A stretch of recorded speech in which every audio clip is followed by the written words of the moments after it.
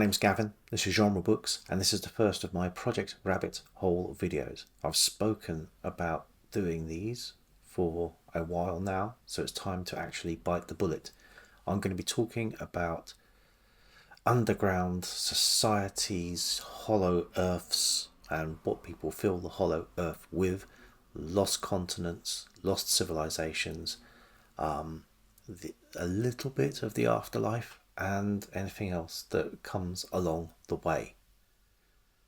I have a vague roadmap of the direction I want to travel in. I do not know the final destination for this or the detours I'm going to take along the way.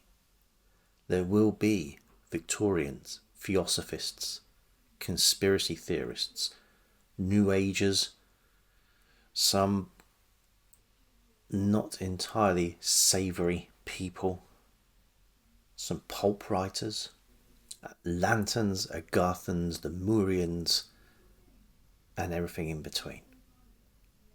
Some largely forgotten authors and some quite famous ones too. Sometimes these are just going to be book reviews with a vague idea of where the book may fit in to the wider picture, once I have an idea what that wider picture may be. Today though, we're starting with some famous mathematicians, then looking at some not very famous writers, and following up with two of the most famous writers from 19th century American literature. To begin with, Edmund Halley, or Hawley, depending on your pronunciation preference. He's the comet guy. He also measured orbits of many other planetary and celestial bodies, and was one of the main backers, in a moral and financial sense, for Isaac Newton's magnum opus, Principia Mathematica. I'm not going to review Principia Mathematica. I got a B in GCSE Maths. However, I am told that Newton made a mistake in his book and calculated the density of the Earth incorrectly. Halley ran with this idea and postulated the possibility of a hollow Earth. Not only a hollow Earth, but a concentric sphere within that hollow space.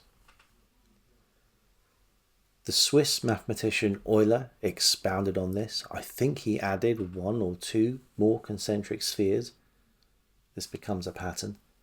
And also added that he thought this may be lighted and heated from an internal sun. So, misguided as it was, this at least began with mathematicians. That is, until Captain John Cleves Symmes arrives on the scene.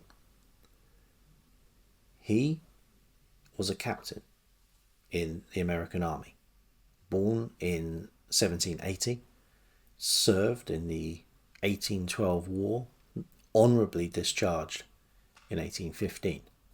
3 years after leaving the army, he arrives at this theory of concentric spheres. I don't know how much he knew about the Halley and Euler theories, but what he came up with was remarkably similar. And he must have believed what he was doing. He spent a lot of money in producing his statement to the world. To quote him, he sent it to each notable foreign government, reigning prince, legislature, city, college and philosophical societies throughout the Union and individuals of the national legislature, as far as 500 copies will go. And distributing 500 copies to all these different places would have been, a bit of a logistical undertaking and a bit of an admin cost. Without reading the whole statement, the crux of it is this passage. I declare the earth is hollow and habitable within, containing a number of concentric spheres, one within the other, and that it is open at the poles at 12 or 16 degrees. I pledge my life in support of this truth, and am ready to explore the hollow, if the world will support and aid me in the undertaking. So we can see what he's aiming at. He wants to raise money for an expedition. It's difficult to know what he thought the reception of this bold pronouncement on a global scale was going to be. In reality, it met with either indifference or ridicule, both in the scientific community and from the national press.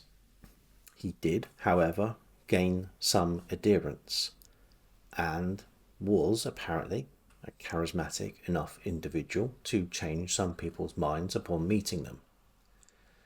He also went on a lecture circuit to expound upon his theory and to drum up business and cash for an expedition.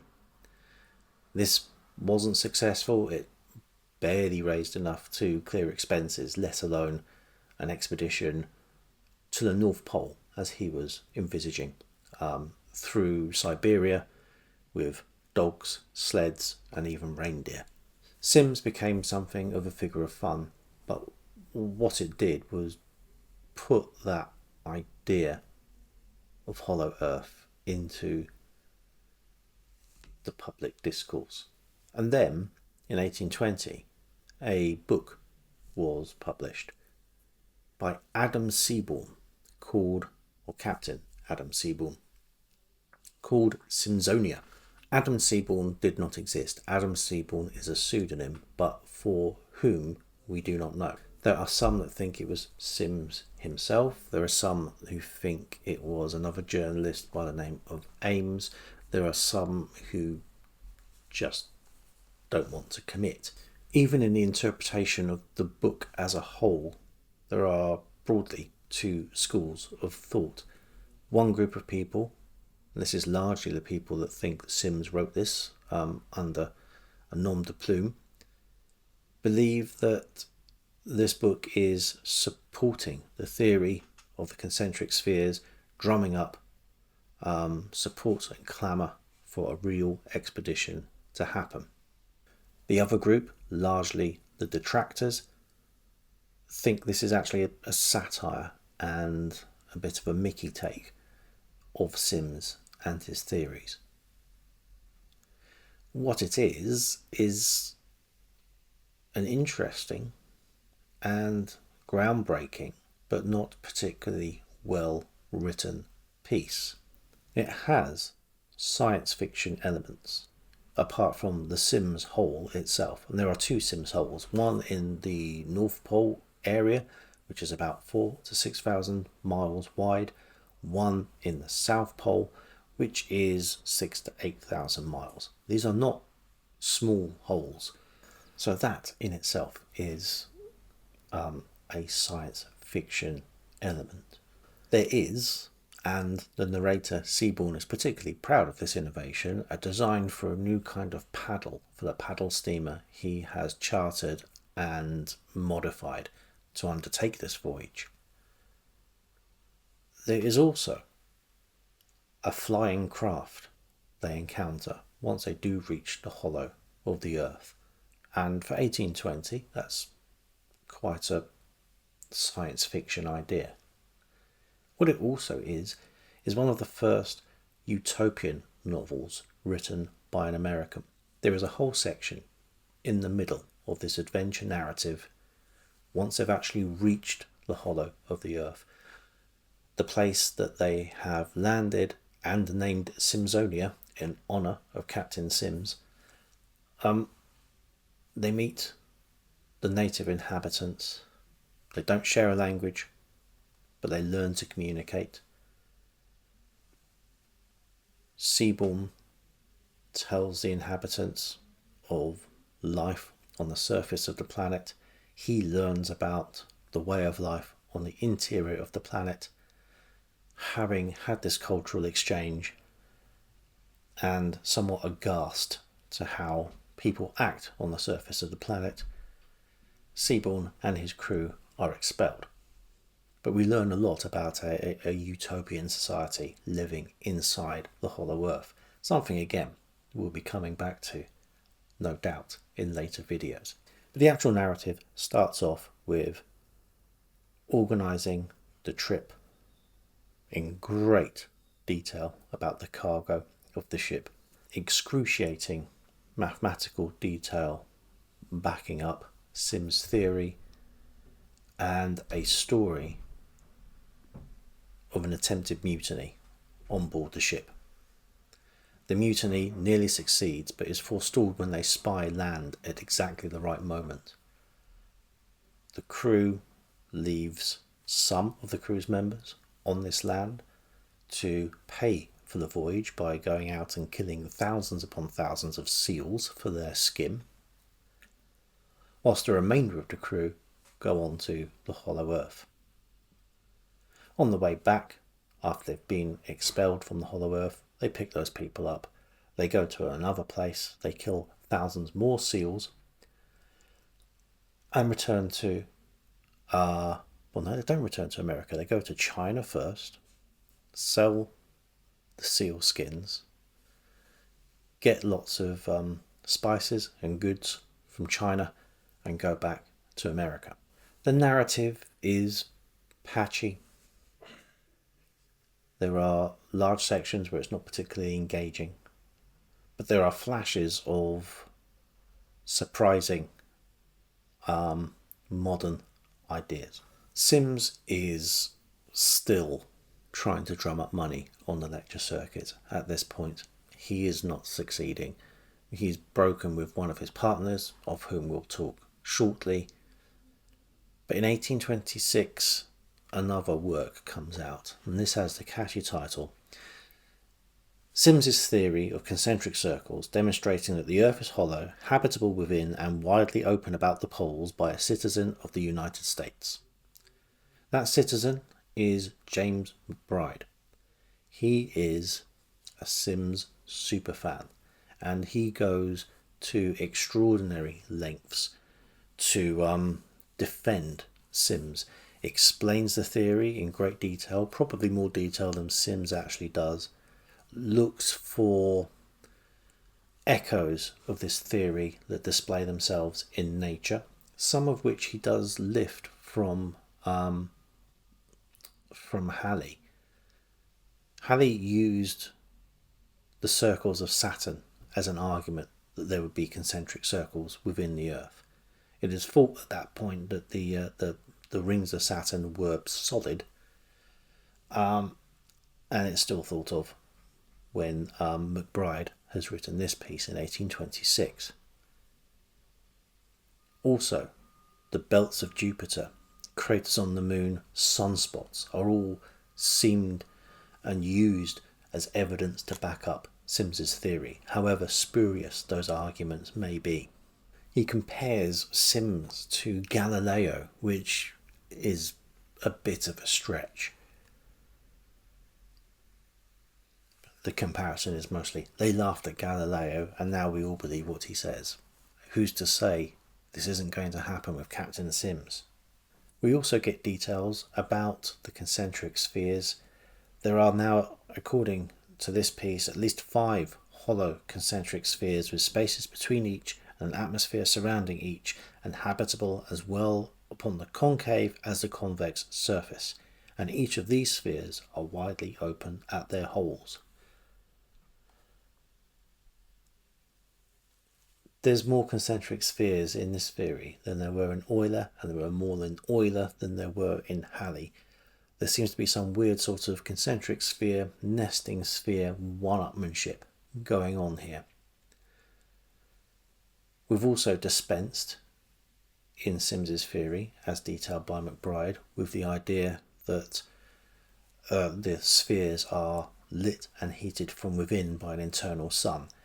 The holes, the apertures at the poles are so big as to emit light from the sun that we all use, and this is where the internal worlds get their light and heat as well. This work is a bit more of an attempt at a scholarly work.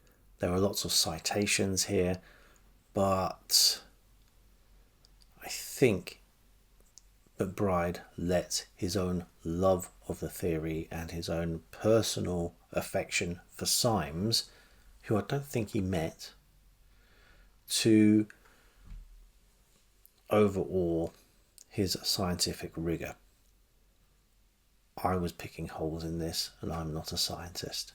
He seems to have confused the sonic boom of a meteor entering the Earth's atmosphere with the sound of the concentric spheres peeling away, because every sphere in nature will follow that pattern of being hollow according to this interpretation of the theory. I did read this piece. It's mercifully not over long, and there is a lot of padding. At the beginning there is some opening quotations from Shakespeare and Milton, which is obviously good scientific rigour to back your case up. There's an attestation from a clerk of the District of Ohio to say that the piece has been submitted to them for publication. There is an advertisement from the publishers giving excuses about any errors that may be contained within. There is a note from the author to the public explaining why he wrote it. There is a preface, again explaining why he wrote it and giving a preface. There is then an apology to Captain Symmes for anything he may have misinterpreted. So 16 pages in, and we get to the contents page. It is not, by any stretch of the imagination, a page turner of a book. Occasionally some interesting pieces, but we don't even here have a narrative to hang the theory upon. At the end of this work there is a direct plea to fund an expedition for Symmes to head that expedition, and details how much it might cost and what would be needed, etc., etc. Again, this doesn't work, and 3 years later it's a moot point. At the age of 48, Symmes is dead. However, that's 1829. In 1878, another book is published. Now, this book lifts from Symmes's theory of concentric spheres quite liberally. Possibly because there are no copyright laws, possibly because the original 1826 text is scarce, not well known.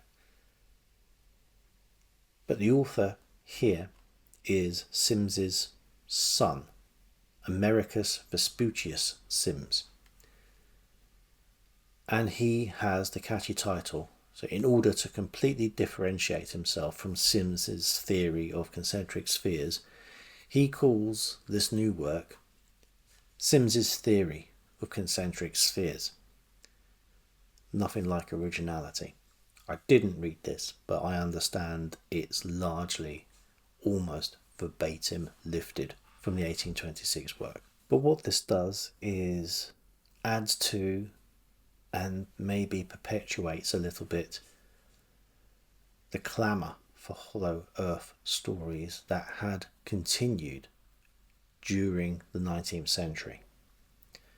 We have the Symmsonia, we have the original Symmes theory, we have Jules Verne, not only with A Journey to the Centre of the Earth, but also An Antarctic Mystery. Charles Dake, A Strange Discovery, Mary Lane, Missouri, Mrs. J. Wood, Pantaletta, William Bradshaw's The Goddess of Atvatapor, Etidorfa, Charles Beale's The Secret of the Earth, and The Smoky God from Willis Emerson. All of these are works I hope to get to in the next few months. And also from Edgar Allan Poe, Manuscript in a Bottle, Descent into the Maelstrom, and his only novel, the narrative of Arthur Gordon Pym of Nantucket. The narrative of Arthur Gordon Pym is also directly influenced by the experiences of one of the people who was on the lecture circuit with Captain Symmes, at least briefly.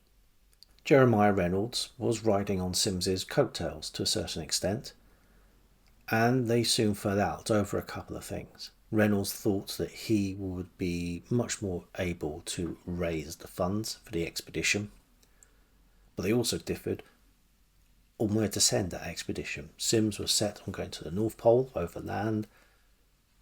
Reynolds was much more inclined to get into a boat and go to the South Pole. And it's this, apart from anything else, which leads me to think that Symmes didn't write the Adam Seaborn Symmsonia piece, because going to the South Pole in a ship is exactly what they do. Still, they fell out. He didn't join him on the lecture circuit any longer, but did still try to raise money for the expedition. He even met the president at the time, John Quincy Adams, and although funding wasn't forthcoming, maybe used that meeting and the input of the people he was mixing with to raise some funds privately, which he did, chartered a ship and went to sail to the Antarctic. In a case of life imitating art,